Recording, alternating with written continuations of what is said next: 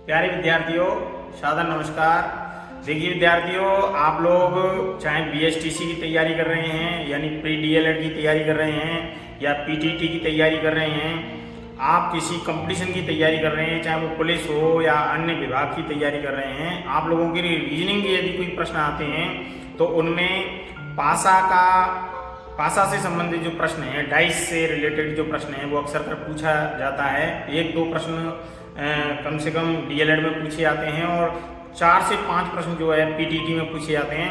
तो बड़े आसान तरीके से मैं डाइस समझाने वाला हूं। उसके बाद मैं आप लोगों को घड़ी परीक्षण भी समझाऊंगा।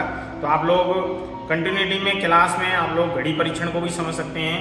तो देखिए, अगर आप लोगों को फ्री में मेरी क्लासेज चाहिए, ज़्यादा से ज़्यादा मैं रीजनिंग की क्लास आप लोगों के लिए दे पाऊँ, तो आप मेरे चैनल को लाइक करें, सब्सक्राइब करें और ज़्यादा से ज़्यादा साथियों में प्रचार प्रसार करें। और मैं गारंटी के साथ कहता हूँ कि आपको मैं समझाऊंगा और आपकी समझ में नहीं आए तो आप मुझे कमेंट करके जरूर बताएं। आपकी समझ में जरूर आएगा, आप समझने का प्रयास कीजिए। रीजनिंग बहुत सिंपल विषय है और बड़े आसानी के साथ रोचक तरीके से हम लोग जो है समझ सकते हैं। तो आइए डाइस के बारे में हम लोग जानकारी करते हैं। डाइस यानी पासा। ये जो डाइस होता है, इसमें सिरे जो होते हैं, फलक जिन्हें हम लोग कहते हैं, टोटल होते हैं 6। जैसे मैं फिगर के तौर पे आप लोगों को बताना चाहूंगा, ये देखिए, ये डाइस है और इसमें मैं आप लोगों के लिए 1 2 3 4 5 6 इस तरीके से जो है दे रखा है। तो आप लोगों को ये चीज ध्यान रखनी है कि इसमें जो फलक होते हैं 1 2 3 4 5 और 6, इसमें 1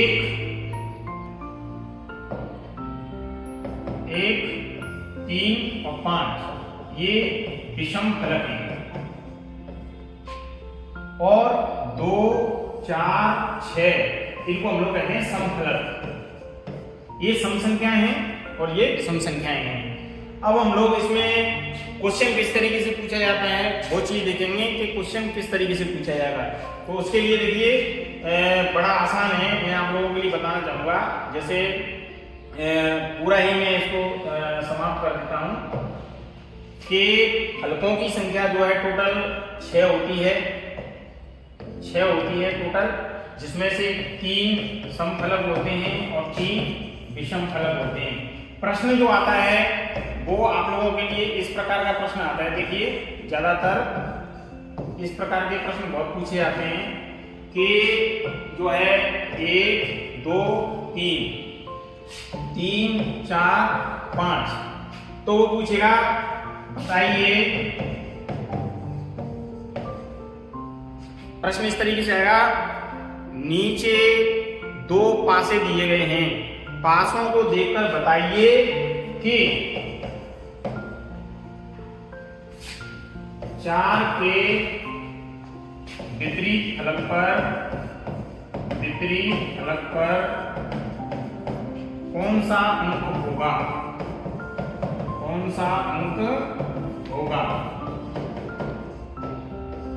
तो आप लोगों को कुछ भी नहीं करना है, बड़ा आसान है। इसमें पूछ के क्या रहा है आप लोग ये देखें। पहले आप लोगों को पूछा है 4 के विपरीत फलक। हम दोनों पासों का, जो पासा नंबर 1 और पासा नंबर 2, जो दोनों की स्थितियां दिखाई गई हैं, इन पासों की स्थितियों को जब हम लोग देखेंगे तो हम लोगों को एक चीज पता चलती है कि ये इसमें जो है 3 कॉमन है और कोई कॉमन नहीं है, केवल 3 ही कॉमन है, बाकी की कोई चीज कॉमन नहीं है। तो हम लोग क्या करेंगे, यहां से स्टार्टिंग करेंगे 3 से, इसकी स्टार्टिंग यहां से करेंगे। तो देखिए, इसकी स्टार्टिंग करेंगे, बहुत आसान है।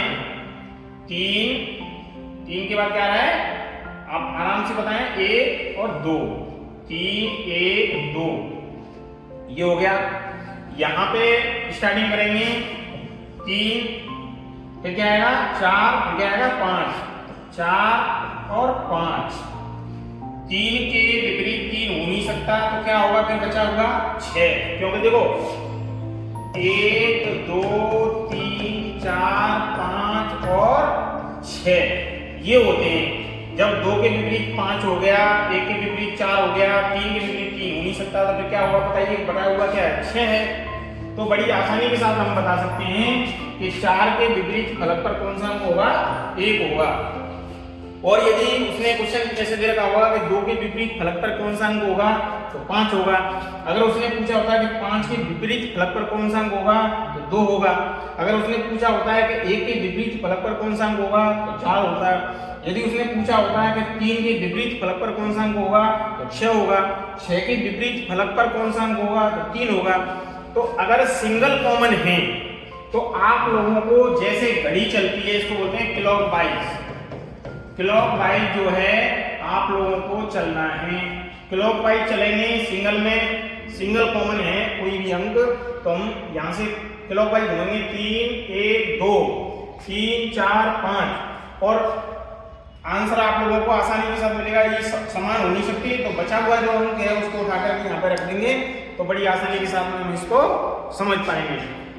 अब मैं आप लोगों को अगला प्रश्न बताता हूँ और किस तरीके का प्रश्न जो है पूछा जाता है। देखिए अगला जो प्रश्न है वो भी मैं आप लोगों को बताने वाला हूँ, आप ध्यान से इस चीज को समझें। और कोई भी प्रश्न जो है पासे की 2 स्थितियां दिखाई गई आप लोगों के लिए, आप बड़े आसान तरीके से, अभी मैं आप लोगों के लिए पासे 2 पासे की स्थितियों के बारे में बता रहा हूँ, उसके बाद में मैं आपको 3 पासे वाले 4 पासे वाले भी बताऊंगा, सिंगल पासे वाला भी बताऊंगा। लेकिन इस पासे की जो समझ है वो आपके दिमाग में अच्छे से फीड हो जाए, उसके लिए मैंने दोनों पासों का इस्तेमाल करते हुए जो सबसे सरल विधि है उस विधि से मैं आप लोगों को बताने का प्रयास कर रहा हूँ।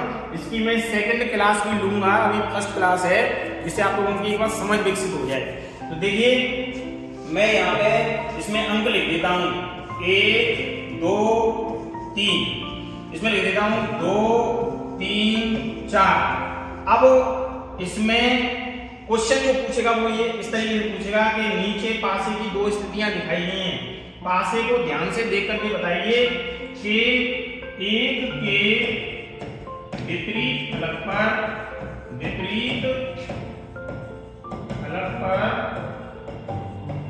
कौन सा अंक होगा। तो बड़े ही आसान तरीके से आप लोग बता सकते हैं, कह सकते हैं साहब 2 3 से 2 3 कट गए, तो 1 के लिए 4 4 के लिए 1, तो 1 के विपरीत फलक पर कौन सा अंक हो गया 4, 4 के विपरीत फलक कौन सा अंक हो गया 1। इस तरीके से आप बड़े ही रोचक तरीके से जो है ऐसे प्रश्नों को हल कर सकते हैं। और इसके संबंध में जो अन्य प्रश्न हैं, चाहे वो 3 पासों को लेकर के हों, 4 पासों को लेकर के हों, सिंगल पासे को लेकर के हों, मैं आप लोगों के लिए कल जो मेरी क्लास होने वाली है नेक्स्ट क्लास, उसमें मैं विस्तृत रूप से आप लोगों के लिए पासा और घड़ी, देखिए 2 परीक्षण में आप लोगों के लिए कराऊंगा, पासा और प्लस घड़ी। ये 2 परीक्षण जो है इनमें से तकरीबन 5 से 6 प्रश्न आप लोगों के लिए आने वाले हैं। तो आप लोग इन पासा और घड़ी संबंधी जो प्रश्न है उसकी जो तकनीकी विधियां हैं, किस तरीके से हम लोग उसको सॉल्व आउट करें, किस तरीके से हम लोग जो है अच्छे से उनको समझ पाएं। हम लोग क्या है कि घबराने में ज़्यादा विश्वास करते हैं, मतलब घबरा जाते हैं जरा सी बात से, घबराएं नहीं, बड़े ही आसान तरीके से मैं आप लोगों को समझाने वाला हूँ। आप मेरे चैनल को लाइक करें, सब्सक्राइब करें और जरूरतमंद जो गरीब विद्यार्थी हैं, बीहड़ डांग क्षेत्र के और विभिन्न ग्रामीण इलाकों में दूर दराज में रहने वाले जो विद्यार्थी हैं, आजकल सभी सोशल मीडिया को यूज कर रहे हैं, फेसबुक, ट्विटर, इंस्टाग्राम, यूट्यूब, इन सब पर जो है गतिविधियां संचालित की जा रही हैं। तो मैं चाहूँगा कि सोशल मीडिया का एक अच्छे बेहतर प्लेटफॉर्म की तरह यूज किया जाए और उन बच्चों के लिए भी इसको प्रचार प्रसार किया जाए जिससे शिक्षा की मुहिम से जुड़ करके और निःशुल्क रूप से वो यूट्यूब के माध्यम से आपकी जो प्री DLED की तैयारी है, DLED और इसके बाद में PTET है, इसके संबंध में ज़्यादा से ज़्यादा जानकारी उन विद्यार्थियों तक पहुंचाने की हमारी मंशा है। तो आप हमारे चैनल को लाइक करें, सब्सक्राइब करें। बहुत बहुत धन्यवाद। जय हिंद साथियों। ये घड़ी परीक्षण और घड़ी परीक्षण में हम लोग देखेंगे कि किस तरीके से हम घड़ी से संबंधित जो प्रश्न हैं उनको किस तरीके से हल करें। तो इसके लिए मैं लेकर के चलता हूँ आप लोगों को घड़ी परीक्षण की तरफ। घड़ी परीक्षण घड़ी परीक्षण।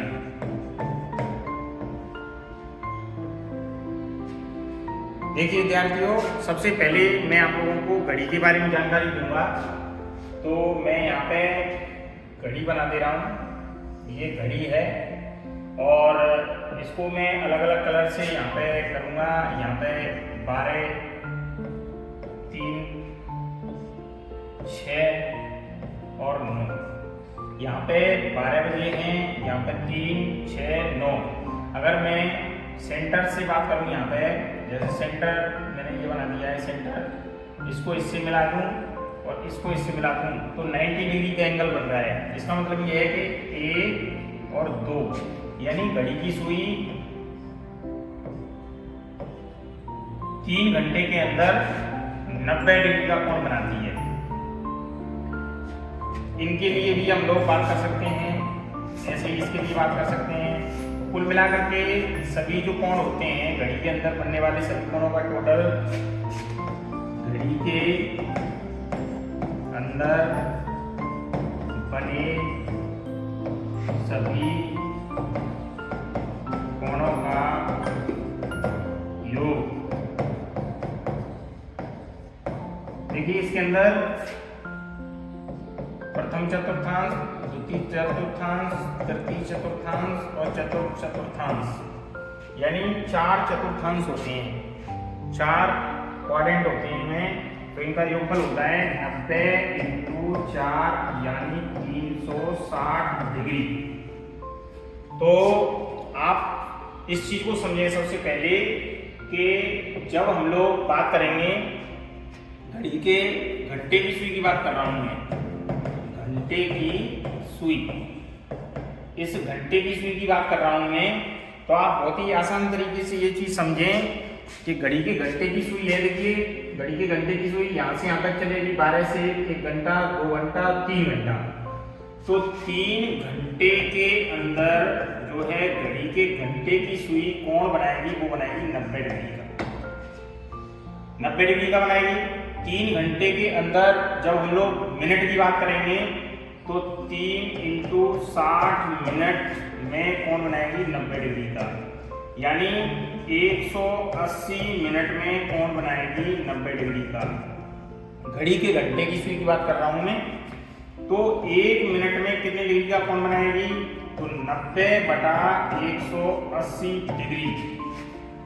1 मिनट में 1/2, 90 एकम 90, 90 दूनी 180, 1/2 डिग्री का, यानी घड़ी के घंटे की सुई 1 मिनट में आधा डिग्री का कोण बनाती है। ये बात हम लोगों को ध्यान में रखनी है।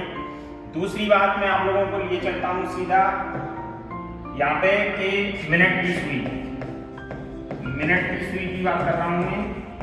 मिनट की जो सुई होती है, देखिए 5 मिनट, 10 मिनट और 15 मिनट। 15 मिनट में कोण बनता है 90 डिग्री का। 1 मिनट में कितने का कोण बनेगा, 90/15 यानी 15 × 6 90, यानी 1 मिनट के अंदर 6 डिग्री का कोण बनेगा। तो घड़ी के मिनट और घंटे की सुई में कितने डिग्री का अंतर रहता है, घड़ी के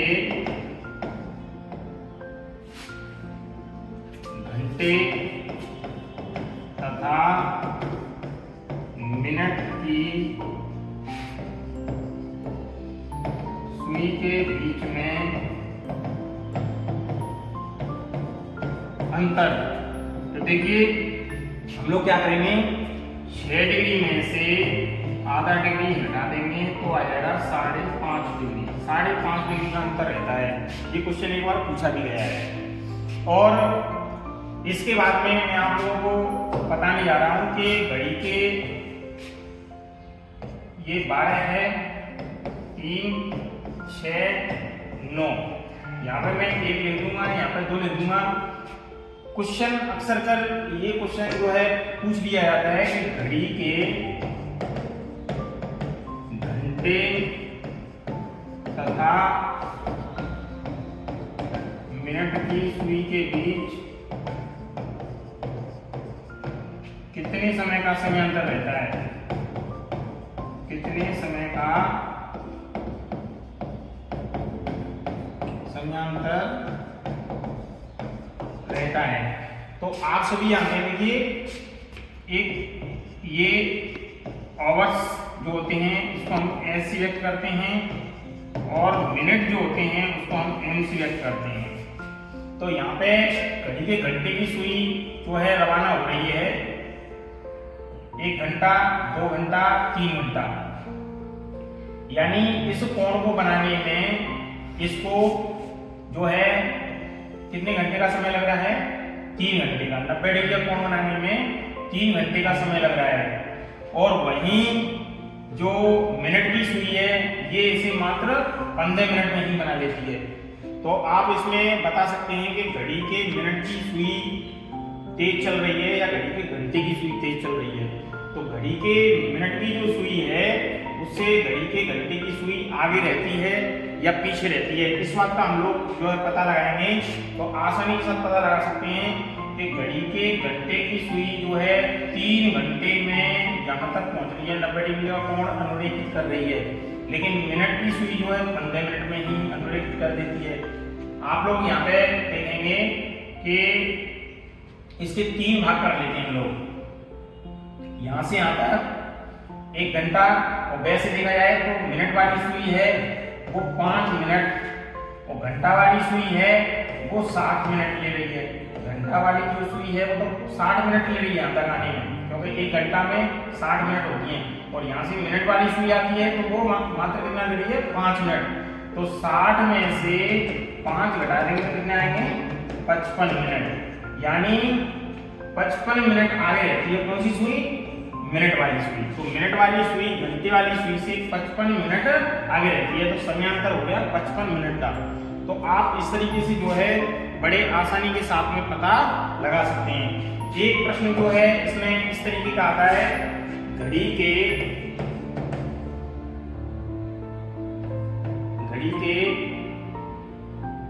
3 से 4 बजे के बीच, 4 बजे के बीच घंटे तथा मिनट की सुइयां परस्पर एक दूसरे से कब मिलेंगी? ये प्रश्न है। अब हम लोग क्या करेंगे? 3 से 4 बजे के बीच पूछ रहा है, तो 3 से 4 बजे के बीच पूछ रहा है, तो हम लोग यहाँ पे 3 गुणा 60/11, 3 का गुणा 60 से करेंगे 180, 180 बटा 11, 11 का भाग 180 में लगाएंगे तो 11 एकम 11, 7 बचेंगे, 0 आ गया, 11 छक्का 66, कितने बचे? 4, 16 सही 4/11। तो घंटे घड़ी के घंटे की सुई और मिनट की सुई का इसमें किसी प्रकार का कोई संबंध नहीं है, लेकिन घड़ी के 3 से 4 बजे के बीच में जब दोनों सुइयां घंटे की और मिनट की एक दूसरे से मिलेंगी तो वो समय हमें निकालना है। तो उसके लिए बजकर, देखिए बजकर बजे इंटू 60/11, इस तरीके से इस सूत्र का इस्तेमाल कर सकते हैं हम लोग। और बजकर का मतलब है कि 3 बजकर, तो 3 बजकर, बज के जो बजे हैं 60/11 करते कितने बजे हैं? 16 सही 4/11 मिनट का समय आया था, 16 सही 4/11। तो इतने बजे जो है घड़ी के मिनट और घंटे की सुई परस्पर एक दूसरे से मिल जाएंगे। तो एक और क्वेश्चन हम लोग यहाँ पे करते हैं, देखिए जैसे 4 से 5 बजे के बीच घंटे तथा मिनट की सुइयां परस्पर एक दूसरे से कितने बजे मिलेंगी?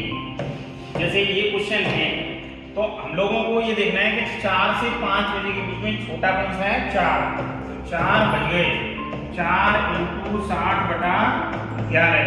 हम लोग यहाँ पे 4 6 24 240 में 11 का भाग लगाएंगे, तो 11 का भाग जैसे इसमें लगाएंगे 11 दूनी 22, 11 1 11, 9 बचे 21 सही 9/11, तो 4:21 सही 9/11 बजे घड़ी की दोनों सुइयां परस्पर एक दूसरे से मिल जाएंगी। तो इस प्रकार का यदि कोई भी प्रश्न आता है बच्चों, तो हम बड़े आसानी के साथ में इसको सॉल्व आउट कर सकते हैं। और अभी मैंने केवल आप लोगों के लिए घड़ी के संबंध में, घड़ी परीक्षण के संबंध में केवल एक जनरल जो क्लास है पार्ट फर्स्ट वो लिया है। कल मैं आप लोगों के लिए पार्ट सेकंड लेकर के उपस्थित रहूँगा। आप मेरी क्लास को लेने के लिए मेरे चैनल भगवान सिंह मीना 60 जो यूट्यूब पर है उसको लाइक करें, सब्सक्राइब करें और ज़्यादा से ज़्यादा विद्यार्थियों तक पहुँचाएँ, जिससे उन बच्चों को अच्छी जो क्लासेज हैं रीजनिंग से संबंधित, और मैं जल्दी ही जनरल नॉलेज की भी क्लास, टीचिंग एप्टीट्यूड की क्लास भी चालू करने वाला हूँ। तो अगर आप लोगों का प्यार रहेगा, आप लोग मेरे चैनल को लाइक करोगे, सब्सक्राइब करोगे, तो निश्चित रूप से मेरा मनोबल बढ़ेगा और मैं आप लोगों के लिए ज़्यादा से ज़्यादा जो क्लासेज हैं वो लेकर के आप लोगों के लिए हाजिर रहूँगा। धन्यवाद।